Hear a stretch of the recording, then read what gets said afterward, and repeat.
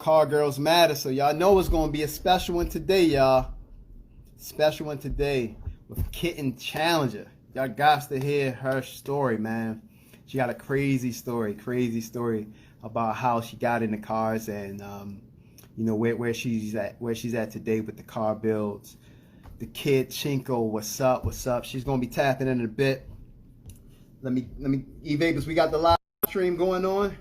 Guys, we're on YouTube right now, streaming live. We're on Instagram right now, streaming live.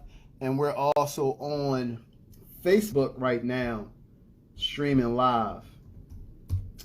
For those who are not following us on YouTube, feel free at any given time to go over on YouTube, hit the subscribe button, give us a few likes over there as well. Drop that comment for me, fam. Drop that comment for me, E-Vapors. And let's get it. Kitten Challenger.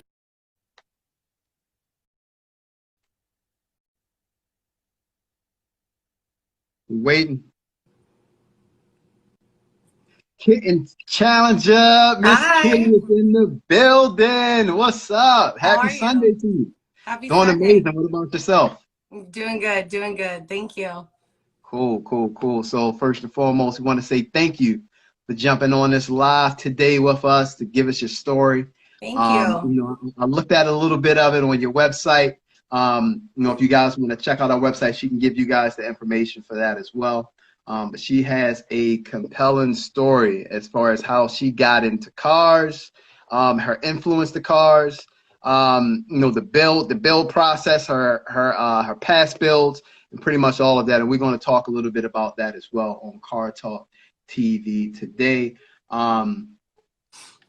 Thanks for having me. You can give a small. We don't want to, because I'm gonna set up the timeline. So I want to get the story out from the beginning. Again, you got a very great story, but give the viewers a little bit details about who you are, just a little quick 30 seconds. All right. Well, I love cars. I've always loved cars, and I just want to pave the way for other girls who love cars, and just have it be easier for the next generation. Good stuff. Good stuff. All right, so before I get into my first question, the hills and wheels. You always got the hills and wheels. Is that your signature style statement? I love them. I just love them. I know I'm only allowed to have one expensive hobby, but I can't help it. I can't. Good stuff. All right, and they go so well together. So I mean, I just, you know, I don't know. Yeah. I'm not sorry.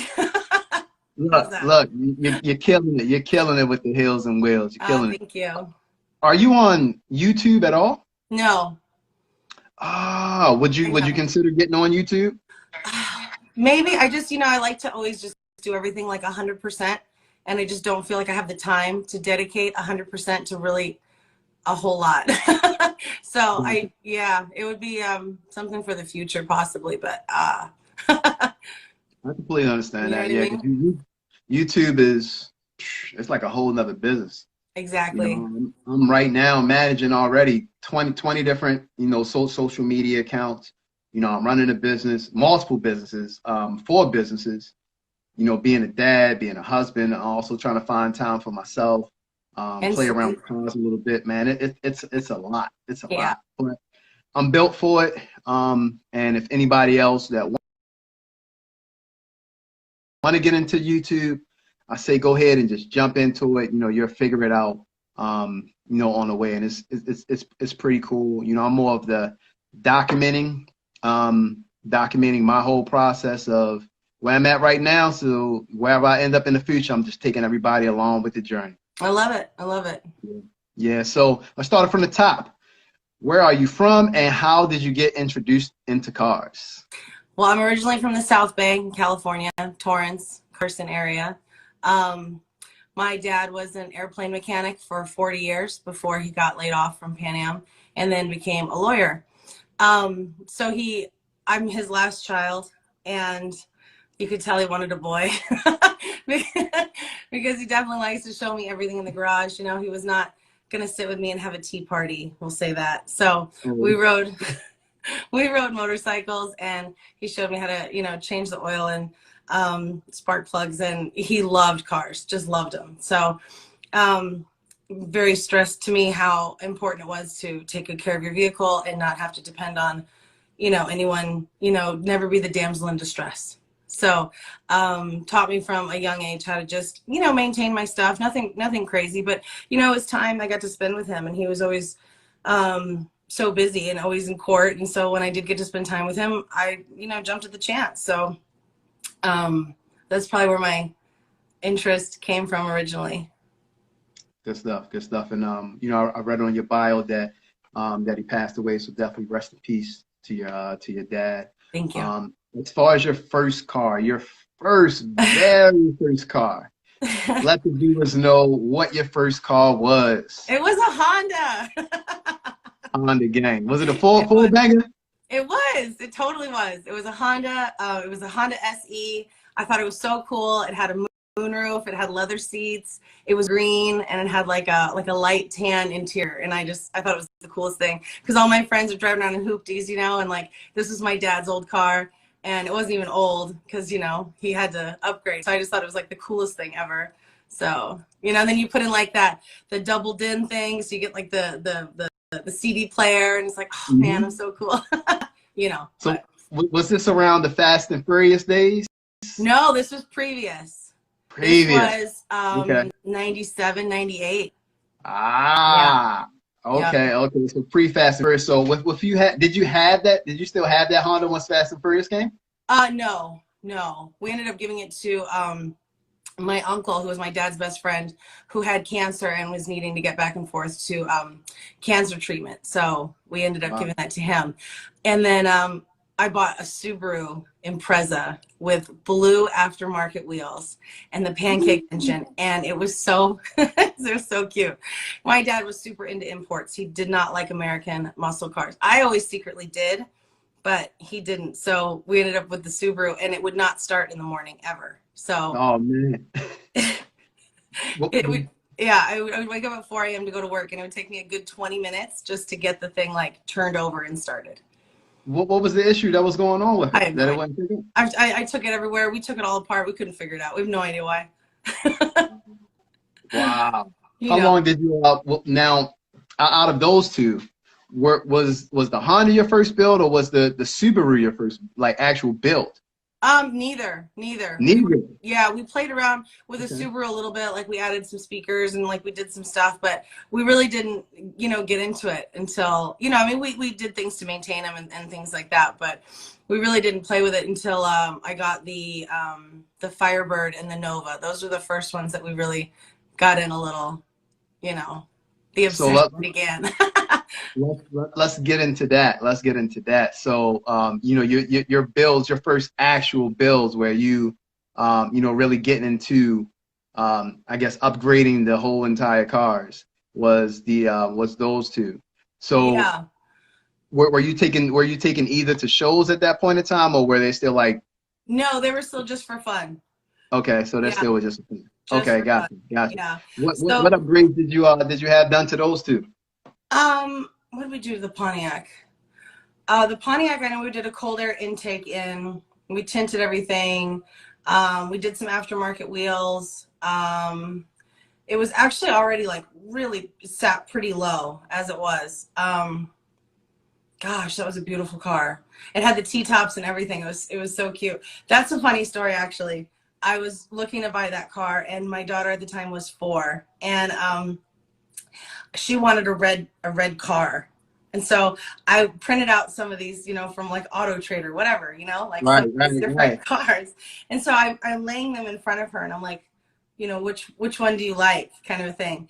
And she sees the Firebird, and she goes, oh, that one.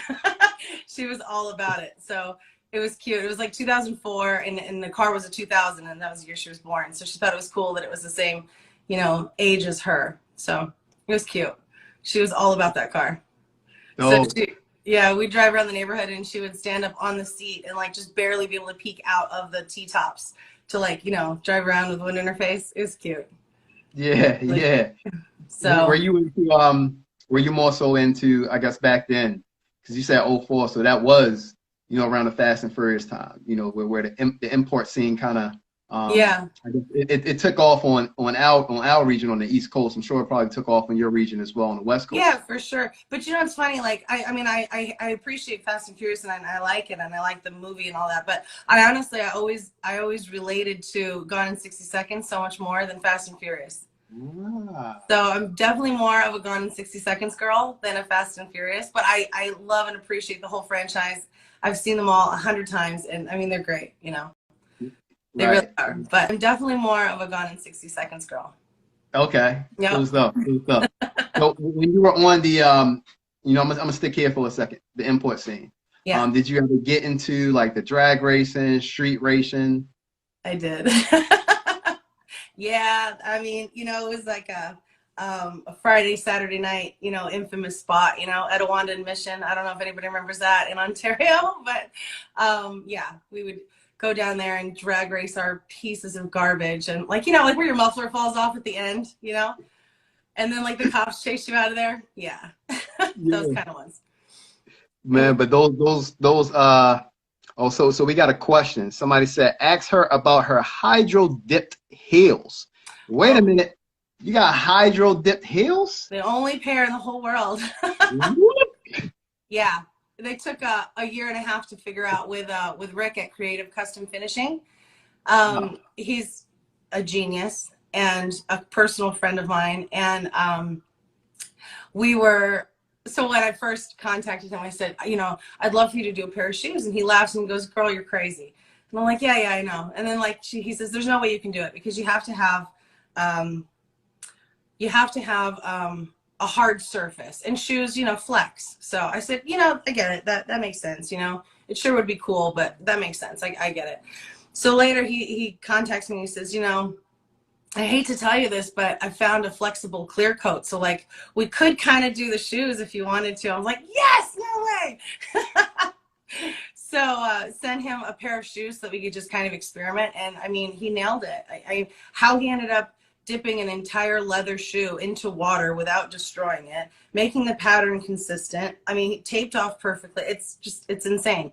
Never ever have I ever heard of anybody else being able to do this, and he's just a genius.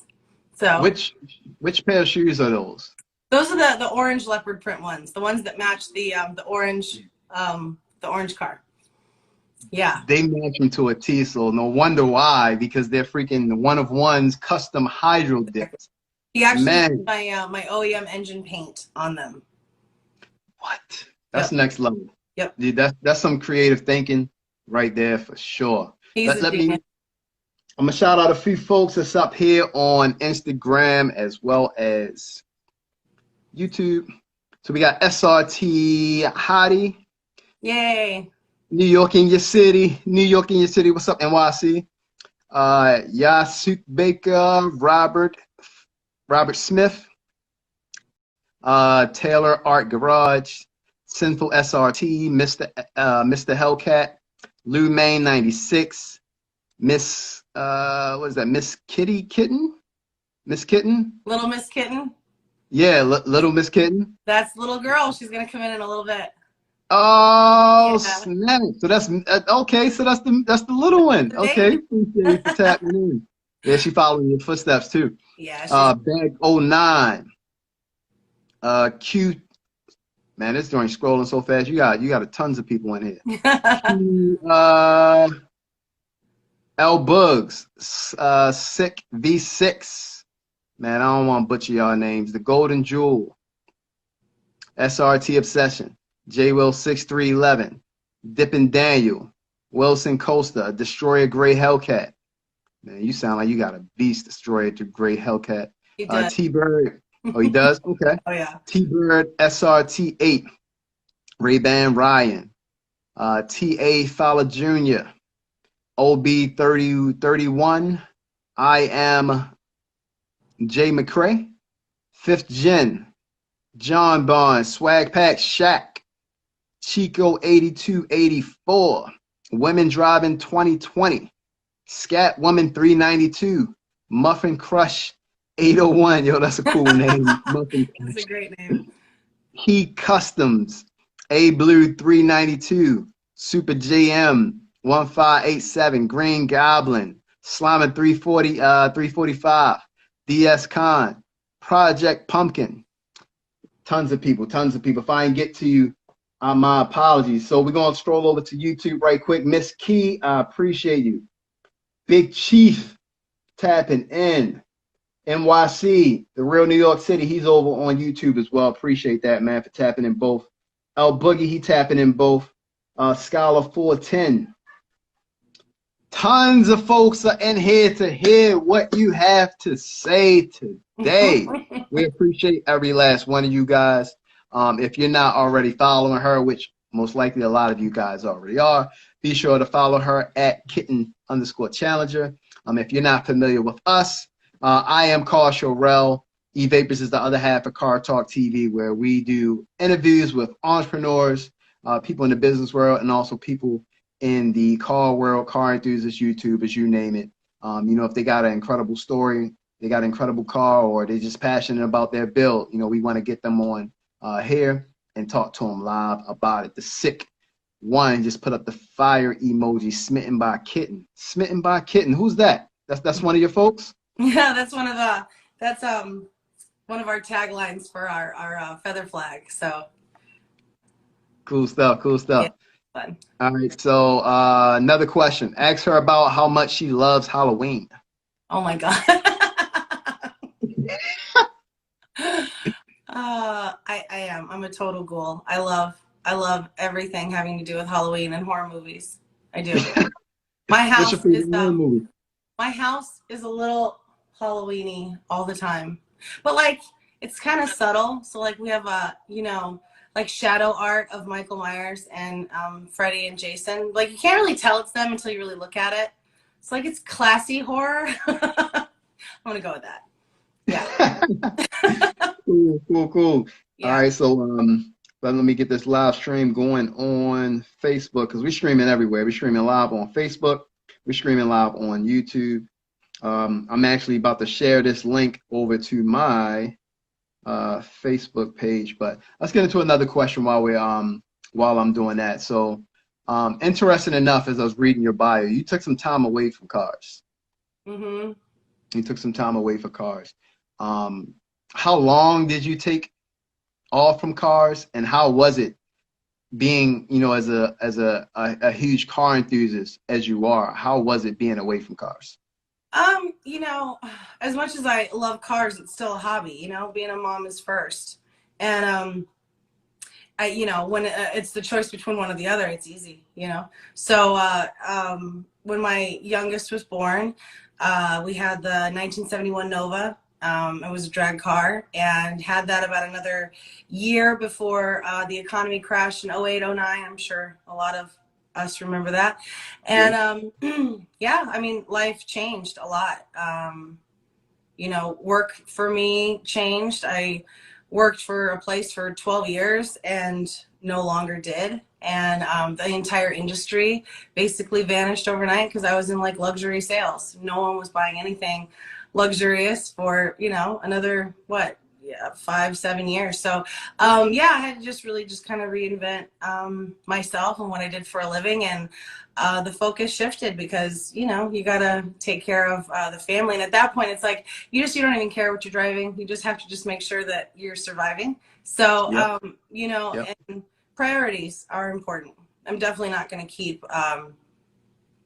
hobbies and show cars and let other things, important things in my life, you know, suffer. So definitely was a very easy decision. And I was grateful that I had some things that I could let go of in order to, you know, make things work. But it was definitely wonderful. I mean, the time the economy crashed was the same year that the Challenger came out, and that was 2008. And I mean, you talk about drooling over something you can't have. I'm not used to that feeling, okay? I get anything I want because I work my butt off, okay? So that was difficult because I was never a huge fan of the Mustangs. I mean, I appreciate how they did like the nod to the old school. And of course I like the Camaro, especially when it came out in the Transformer movies, you know, very cool. But when the Challenger came out, it was like, that is it. That is it. You know, so ended up not buying one until 2016.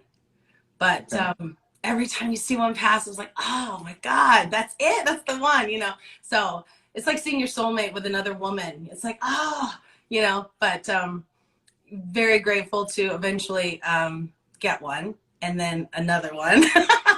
But Yeah, and another one. uh, the obsession started all over again. So yes, it was worth the wait, easy to walk away, even better to come back. So it's awesome.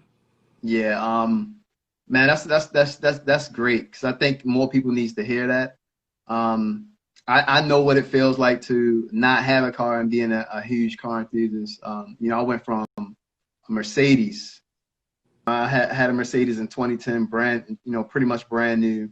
You know, had the wheels on it, had the Forgiatos on it, and my daughter was born right around the same time I got laid off, and that's when the shift kind of came to me, like, what's more important, these hobbies, these cars that I'm putting money into, or you know, the livelihood of my daughter, my household, my family, my wife.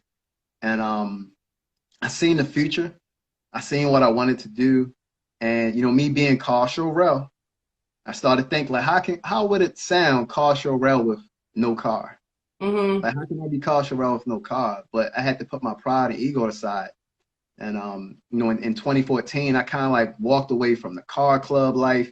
I walked away from hosting car shows, and I just went cold turkey for a whole year because I knew a bigger picture.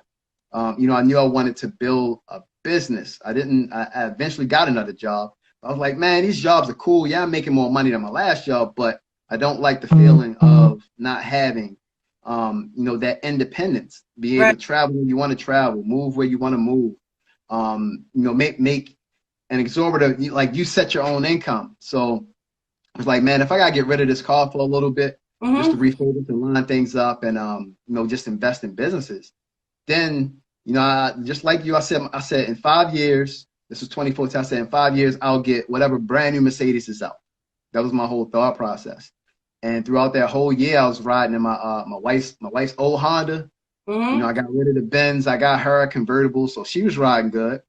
But I was like, man, I'm gonna take a step back and just reevaluate things. And things just picked up like quicker than what it was. And by December that same year, I found myself at the Bentley dealership, pulling off in the Bentley and starting a business with a car that's kind of my dream car, but also starting a business. And it kind of like all pieced together. Like, I'm glad that I set that pride aside and got rid of that car because, yeah, I wanted the brand new Benz 5 years down the line, which kind of would have been maybe a couple of years ago. But within that same year, I got something better than Benz. I got a Bentley, and I got a business that's going to make me money off this car. I'm like, man, it's, again, just taking those leaps of faith and just stepping out of your comfort zone, putting your pride aside. For just the bigger, you know, the bigger picture. It just, I don't know, man. For me, it's just different. And you know, we had a guest on here that did the same thing as you. He was in the Corvettes real heavy, and his name is Pat's Garage. He got an I-8 now, but he said, man, the jobs cut back same time as yours, around 08. He got to do what he got to do. He sold all his cars, stacked up money, got a new job, and you know, eventually, I think in 2018 or something like that, same time as you, he was looking at being in a position to get a Corvette and winded up getting an I-8. So, you know, it's like when you have your priorities straight and you have a really strong work ethic. I mean, you know that even if you fall on your face, you're going to be able to build yourself back again because nothing was handed to you. You don't have to wait for the next time someone hands something to you. It's all inside yourself. And as soon as an opportunity comes, you know that you're going to jump on it. You know you're going to kill it. So it's like, it's okay to walk away from stuff because you know it's not going to be the last time you have it. That's absolutely. You know? Absolutely. So I'm gonna flash some stuff up on the screen here. But let's get into the Kitten Challenger. Let's get into the Kitten Challenger. So how did it come about? Like, take me through the whole process. Did you just wake up one day and say, man, I'm gonna get this Challenger, I'm making enough money, I'm in a position? Or did it slide across your desk like, hey, I got a deal for you? How did it come up of you getting the Kitten Challenger? Or it's a funny story. So I had and I'll make it short because it's a long one, but I had a Nissan Juke, and it was like the Nismo edition. So it had like a little turbo in it, and it was super cute. It looked like a little shoe. That's what it looked like. It looked like a little high top tennis shoe. I And remember. we kind of modified that a little bit. Like it was fun. We had fun with it. But again, it was an import, you know. And I had always loved American Muscle. So I have this car, and I'm taking it a few places, and it seems like when it's really hot, like I can't shift gear, like nothing happens. I just stay in seventh. It's like the weirdest thing. And so I keep taking it back to the dealership, and it's not doing it when I'm at the dealership.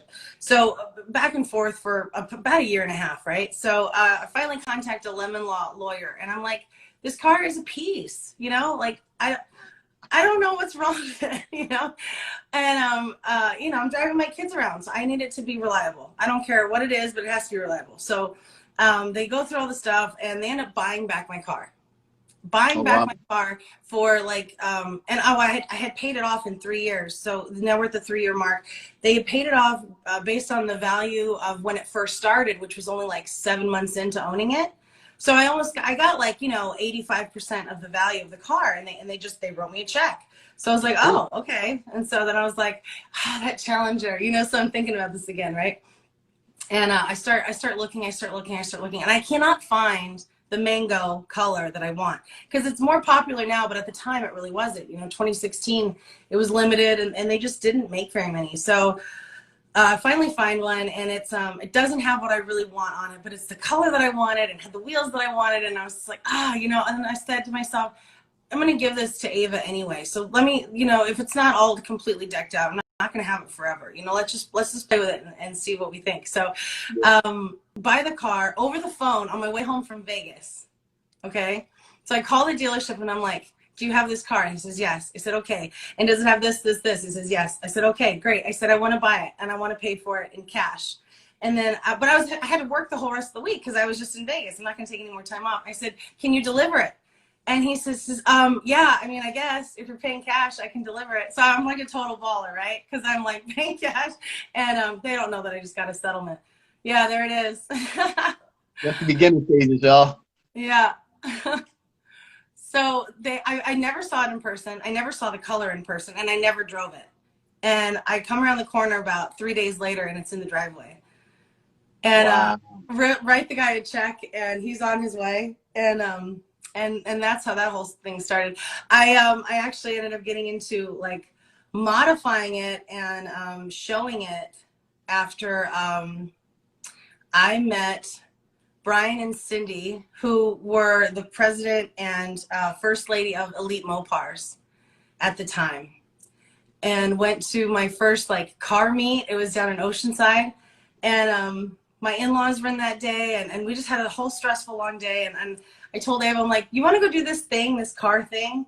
And she's like, yeah, let's go. And so her and I just jumped in the car, and we were just gonna go have like this girl night. And I met Sinful SRT. I met Scott. I met Tom and Tommy from United Empire. I met all the people from Elite Mopars, and honestly, like, it was such a warm welcome. They were so kind, and you know, just because I was like nobody, and I'm like in like this like stock Challenger with like, you know, a big Mopar sticker on the side. Nobody knew who we were, and they were so kind and so welcoming, and really got us into the car scene all over again. And this time it was more of like the American Muscle kind of a scene. So very cool stuff. And if it wasn't for them, this would, you know, be much cheaper actually. No, I'm kidding.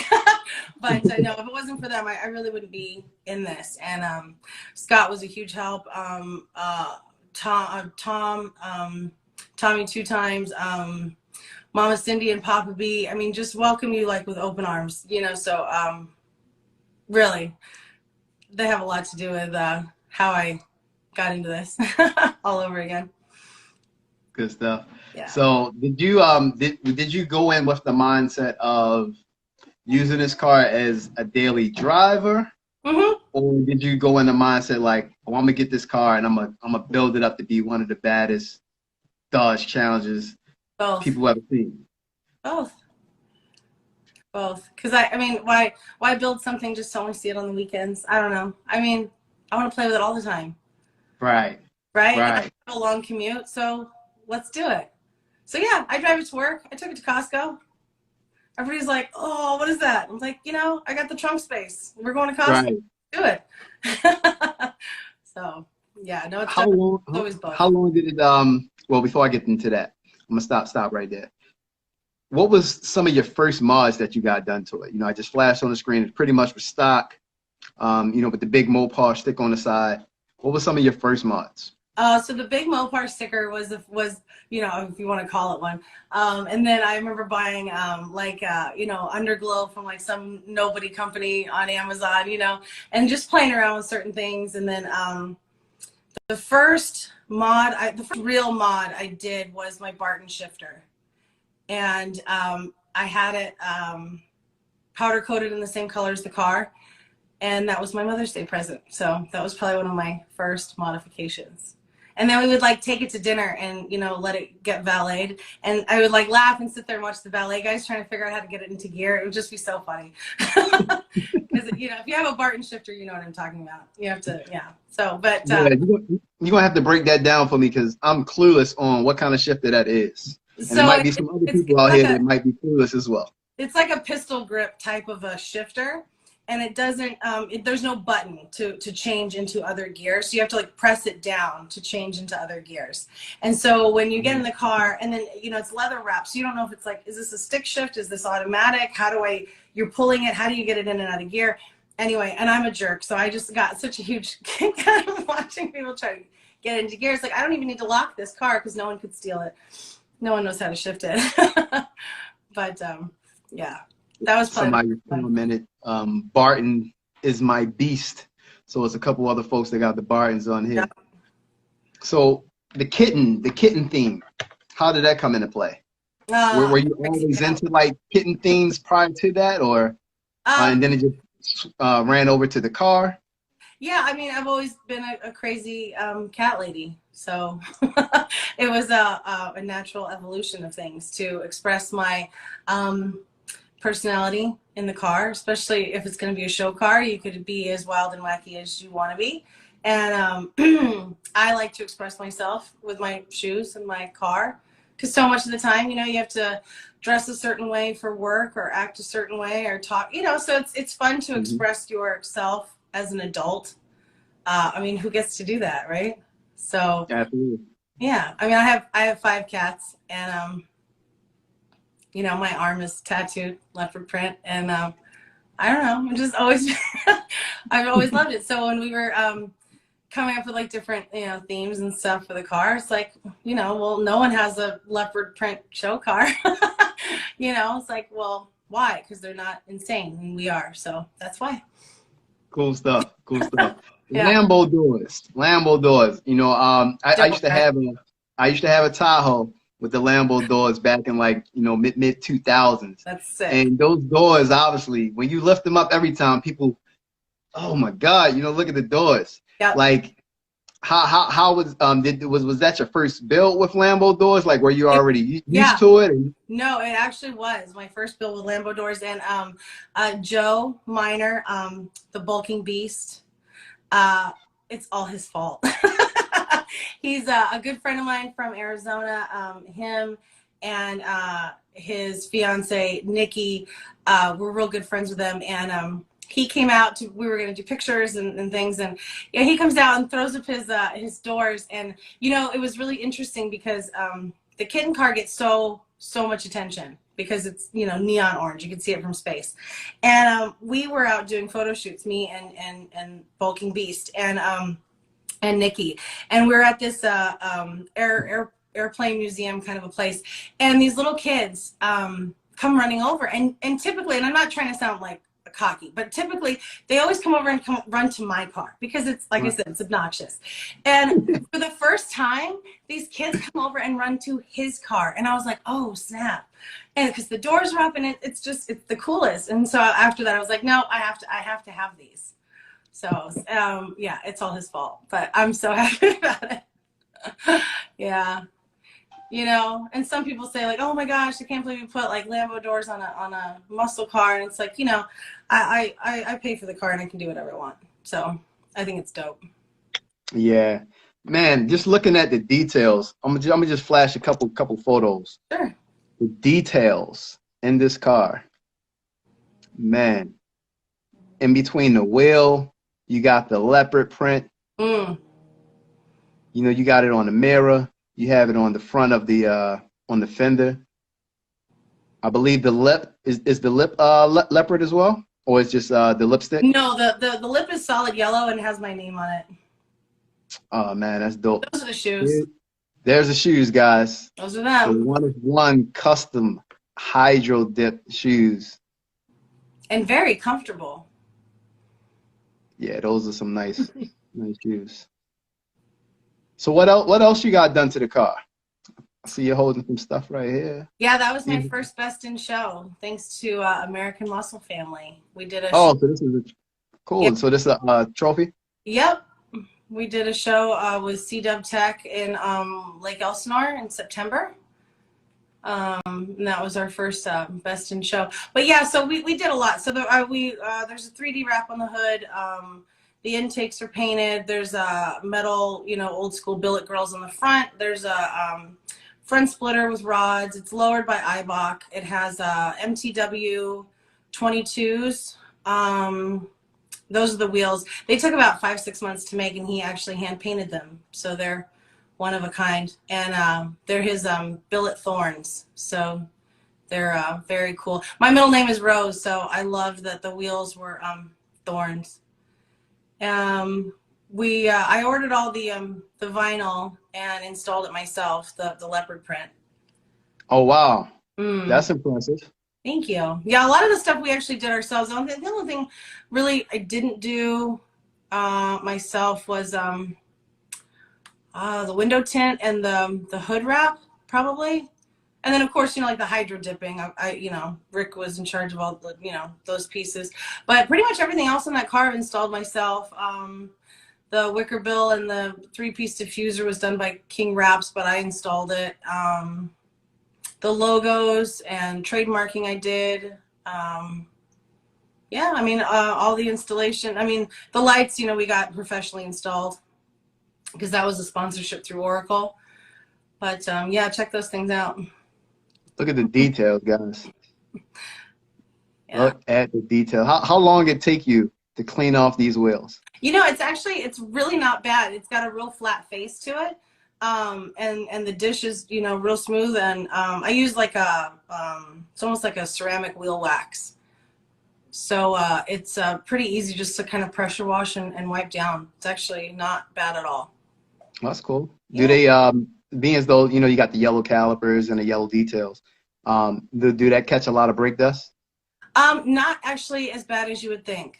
So yeah, when I talked about doing a third color on that car, and I said I was going to do yellow, everybody thought I was crazy. They're like, oh my gosh, no, don't do yellow. It's going to ruin it. And anyway, now that it's done, they're like, I can't believe how good the yellow goes with the orange. Yeah, it goes together very well, and obviously it shows because you're taking home a lot of trophies. I seen you took home another trophy last night. Let's talk about the car shows. What car shows have you entered over the years that stood out to you? That you actually took home trophies from. How many trophies, if you know? You probably got a basement just full of trophies. Where you gotta put them in storage. Who knows? So let's talk about that a little bit, because this is a show car. Yeah, actually the first show we won at was called Madness After Dark. And a lot of modified vehicles there, and everybody at the show had aftermarket wheels, and they had a category for best wheels, and we took it home, and it was like the coolest thing ever. We won first place lady driven, but the wheel one I took some personal pleasure in, because it took a long time to get those made, and a lot of back and forth, and MTW were just like amazing, and communication and their creativity. I told them what I wanted, and then at the end they're like, okay, I'm not even going to show you, I'm just going to surprise you. And then he puts my name on it, and just all the attention to detail and the love that went into that. So taking that home was like really cool for both us, and MTW. It was pretty cool, because that was only like about a month after I got the wheels put on. So wow. Yeah, it was cool. It was really cool. We went to the Dub show We didn't win at the Dub Show, but we're in their magazine, and some of the wheels that were there were just, I mean, insane. Because I love, you know, the big trucks, the mini trucks, the low riders. Like, I love it all. You know what I mean? I'm not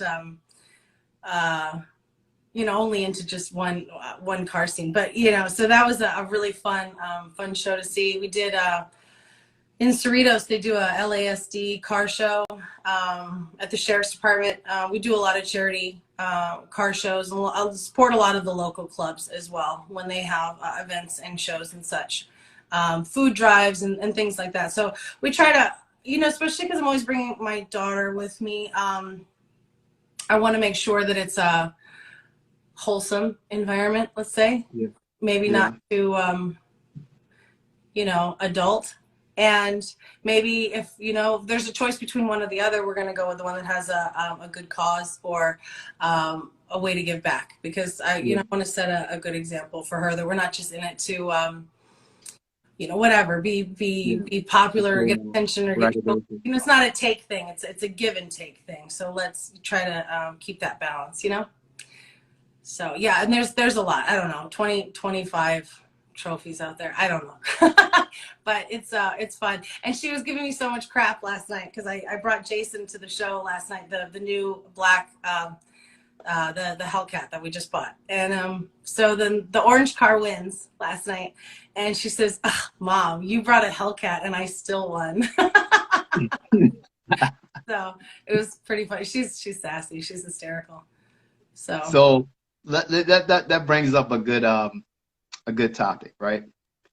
And you know, obviously I'm noticing it because I've always been in the car culture, but you know, it's two different worlds. Mm-hmm. You got I guess the new term for it is sliding.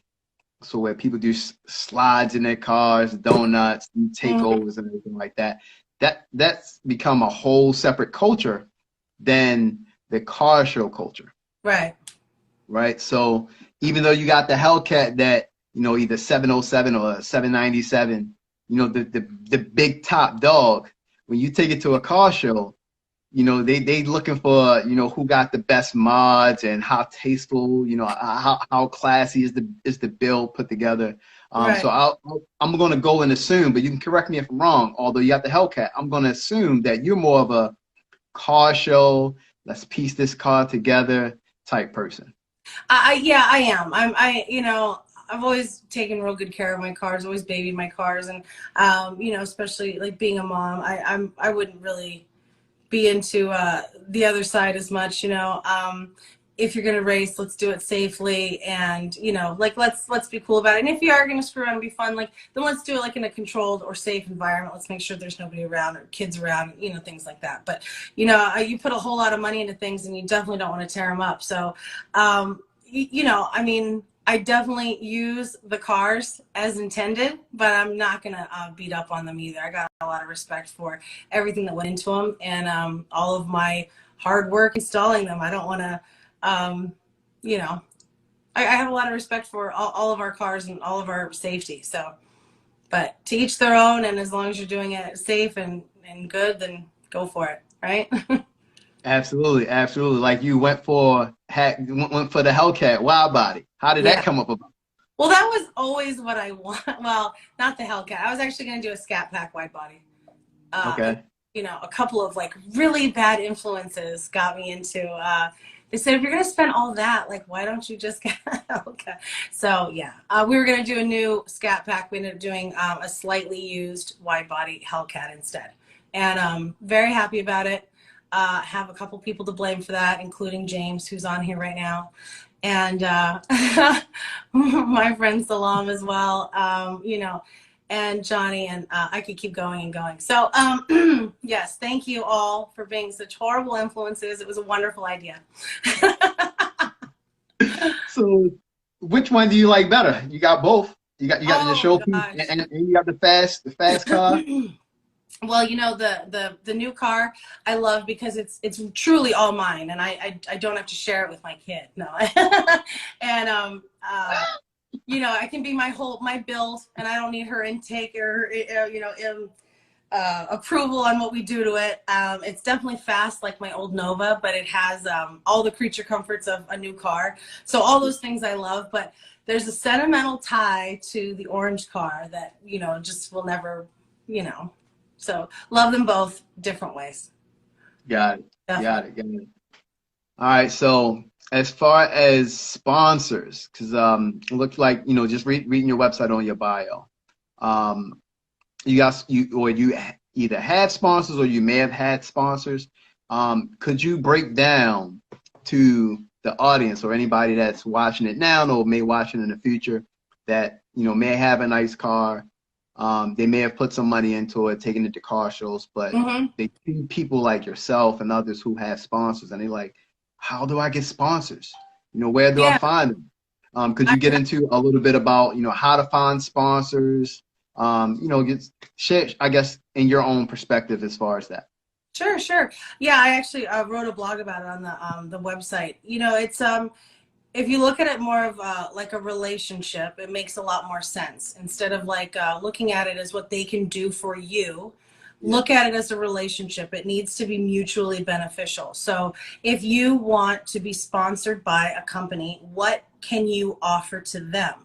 If you have something to offer to them, such as, you know, you consistently go to car shows, or you know, you have a large following, or you maybe have a YouTube channel, or, you know, I mean, you'd want to pitch to them why they would want to invest in you, because you already know why you want, you know, to have a relationship with them. So, you know, that's, don't look at it as, you know, oh, please, please, please, will you give this to me? Look at it more like, let's work together because I can offer you this and you could offer me that and we could both benefit from it, you know? So, and then once you do get a sponsorship, you know, take it seriously because they have some, you know, requirements or things that they expect out of you. And so, you know, don't just take something and run with it. I mean, really respect the company that went out on a limb for you, and, you know, promote them as you promised and do what you said you were going to do, you know, and take care of their products. So, and I think that once other companies see how you treat some of the other companies that you're sponsored by, I think it, you know, the momentum kind of builds a little bit, and never get in over your head, never overcommit yourself when you can't deliver. Good stuff. Good stuff. And y'all heard it from somebody who's been in the game. So what? You've been in the game almost 25 years, would you say? Oh 25, God, now 26? you're making me sound old. No. No, I'm um, just, I gotta give you your flowers. You're a veteran. oh You're a my God. veteran. Yeah, yeah, I mean, a long time. I mean, I got my license, you know, right when like the day I turned 16. So yeah, like 22 years we've been playing cars now. Yeah, so you know, you're not just talking to someone who just got a car in 2016, 2017, 2018, and just been playing around for the last 5 years. Like you got decades in with building cars, playing around with cars, you know, ripping them apart, doing your own installs. You know, you got the experience with car shows, you got the experience with sponsors, you played on the domestic side, you played on the import side, you know, which is huge. And again, you know, that's why I personally reached out to you because I feel like people need to, you know, hear more about your story, how you got into cars, you know, what you're doing now, as well as, you know, what you got coming towards, you know, the future for, you know, Miss Kitty, AKA Kitten Challenger. So Thank you. again, salute to you. Are you a part of any car clubs currently? We hang out with a lot of car clubs. We support a lot of different groups. I've always been a supporting team member for Elite, and we're talking, you know, courting, let's say. I've never actually been in a car club. You know, I'm really independent, and I'm just not. I don't know. I was just really like just kind of doing my own thing. I'm just kind of a, you know, a lone wolf, and I like the ability just to be able to hang out with all different groups. And you know, if I'm busy this weekend, I'm busy this weekend, and you know, so maybe that side of the commitment part of it is difficult for me, you know. Gotcha. Gotcha. So Look, guys, if you've been enjoying this interview, Instagram, YouTube, Facebook, give me a thumbs up, smash that like button on YouTube, because I see a few folks that's chiming in on YouTube. Give me a couple hearts if you're on Instagram, and also if you're on Facebook, give me a couple likes as well. You know, this girl power right here, female independence. You know, you're building a car up, you're doing your thing. And as far as hobbies outside of cars, we know you got the we know you got, you know, the style of hills. Do you have any other hobbies outside of cars? Yeah, shopping. Yeah. This is Ava, by the way. This is What's up, Ava? How are you? That will be taking over ownership of the infamous orange bad kitty car. So, and she's been my my co-installer on many things, right? Love it. So, Love it. and a lot of design direction. She has a big opinion about a lot of things. So, she, you know, has a lot of input on what happens to that car. So, but the next one's mine. Okay. So, I'm sorry. Yes. What was the question? Hobbies. Do you have any hobbies outside of cars? We know you got the shopping, the hills. Is that all, or is it other hobbies outside of that? Yeah, as well? I mean, you know, we love to hike. We love to travel. We, you know, love to play board games. We'll go taking walks and ride our bikes down the street. Ava sings at church, so I love watching her sing. We end up in the tattoo shop about every 2 months. You know, yeah, she, you know, I mean, we like spending time together and doing all kinds of fun things. So, but, you know, traveling, hiking, you know, just really anything we could do to spend time together. It's fun. Good stuff. Good stuff. Yeah. All right. I'm about to get into the random five before we wrap this thing up, guys. So random five is where I ask you guess a random 5 questions. Sometimes I switch it up, sometimes I don't. But typically it's around the same 5 things, because I feel like, you know, it really brings out the guest characteristics that you may not see on YouTube, or that they may not show, you know, on Instagram. So my first question is, what's your dream car? Oh, 1970. I'm going to answer. It's a 1973 Pontiac Le Mans. Ooh, Pontiac Le Mans. Okay, okay. My very first car, you know, my dad always had me into imports, but I was always secretly an American muscle girl because of that. What's yours? I already have it. What is it? Oh, you already have the car? Yes. Oh, that's cute. Her dream car. Her dream car she already had, man. Love it, love it. Cute. Favorite restaurant? What's your favorite restaurant? Misaki.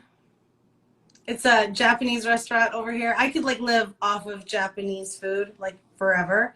And I know a Destroyer Gray Hellcat knows a little about that. But I could live off of sushi and Japanese food the rest of my life. Good stuff. Yeah. Is it like the like a hibachi place? No, it's definitely it's primarily sushi. Okay. Sushi. Yeah. All right. My next question is, what keeps you going every day? The kids. She has an older sister, but you know, the kids, because they're looking to you. You can't, you know, you can't be a whiner, and you can't be lazy, and you can't make excuses. So when you try to, you know, feel sorry for yourself, it passes quickly, because, you know, you got little people watching you, right? What's the biggest misconception people may have about you? Maybe that, you know, it's not truly an interest of ours. Maybe, you know, and I mean that as far as like with a lot of girls that are in the car scene, there's a misconception that maybe, you know, you're in it for attention, or you're not really into cars, or you don't really install the things yourself, or it's not, you know, truly a passion of yours, or someone else is paying for stuff, you know, that kind of thing. And, you know, those kind of misconceptions don't automatically get attached to men. And I think a lot of us female drivers struggle with that, like having to prove ourselves or work for the respect, you know, that the men kind of get right off the bat a little bit more. So I think that'd probably be it for all of us. I don't think that's any different for me. Love it. Love it. And my last question is, how does Miss Kitty, aka Kitten Challenger, wants her legacy to be remembered? I just want it to be easier for the next generation, for her, you know, group and the group after. I want it to be less difficult for a young girl to have a male dominated hobby, whatever it is. It's motocross, it's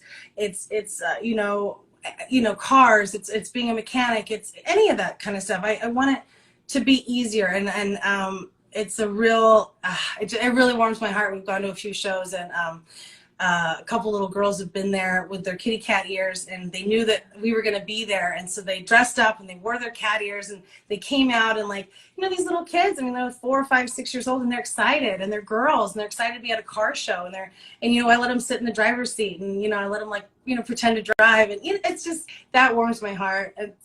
I love it. It's for the kids for me. I really do. I love it. So great stuff. Great stuff. Great stuff.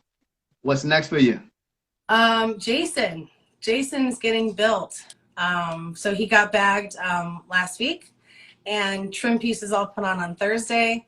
I actually have a really amazing employment opportunity that I'll be starting before next month, and yeah, it's good. It's good. We're definitely getting out of the weeds of 2020, and things are looking up. So got a lot of good stuff coming on the new car in the next 4 to 6 weeks. That one's going to get built a whole lot faster than the orange car did. So yeah, we're excited. All right. Any last remarks as far as where people can find you? We're basically just on Instagram for right now. Have a Facebook that we're not patrolling too much, but you know, Instagram at Kitten_Challenger. We're also online at Catpack with a K, catpackchallenger.com, and then the blog is kittenchallenger.com. So yeah, feel free to take a look at that blog. Take a look at that blog, guys. Any shout outs to any of your sponsors, any of your folks? This is your time to, you know, send some salutes their way. Yeah, I mean, MTW did an amazing job on the wheels. Rick at Creative Custom Finishing does all of the hydro dipping. The Last Coat has amazing car cleaning products. Pro Clip for phone holders, probably my favorite modification ever done. Car Lock to keep your car secure. Oracle Lighting, best, brightest, I mean, most friendly people, you know, ever. Vertical Doors in Lake Elsinore. I mean, I have a list of all my sponsors on my posts, and they truly are just amazing folks to work with. And tell them I sent you, because there's a coupon code of some kind, and they'll always do right by you. So good stuff. Good stuff. Look, I love the inspiration talk. You know, and again, you know, you're not a spring chicken. You know, you've been around for a minute. But in a way where, you know, you can inspire the next generation that wants to get into cars. You know, they want to have a car similar to yours. What gems of wisdom can you leave for them? You know, somebody who doesn't know where to start. You know, maybe they got their first car. You know, ideas is running rapid through their mind. For sure. What tips can you or tips of wisdom, knowledge, you know, anything that you gain that you can get to? You know, my mom always taught me. She says, you know, visualize where you want to be, and then work backwards. So if this is your end game, what did you have to do to get there? Well, I had to do this. Okay, so then how did I have to do this? Well, then I had to do this. So, you know, visualize where you want to be, and then work backwards. And, you know, and take your time with it, because it is still a hobby, and it is a luxury to be able to do these things, and none of them are necessary. So always keep your priorities straight. Keep yourself grounded. Take your time, be patient, and work hard. There's really no shortcuts. I mean, you know, it's just like with anything else. If you know, it comes fast and hard, it's going to go just as quickly. So, you know, work for what you want, and keep your integrity, and be patient, and pray. And, you know, I mean, that's it. There's no shortcuts to success, right? I mean, you got to work for it. Love it, love it, love it. Again, congrats on Thank you. your cars. Congrats on the new job. Thank you. Congrats on everything. Congrats on everything. And thanks again on behalf of myself and E-Vapors for Car Talk TV for coming on today, Thanks blessing for us with having us. this interview. It's definitely going to be another legendary one. Wonderful. You know, Thank for you. the real car girls matter because you know you're female and you're holding it down. You're holding it down for the Thank ladies you. that's in the car game. Thank you so Holding it down. much.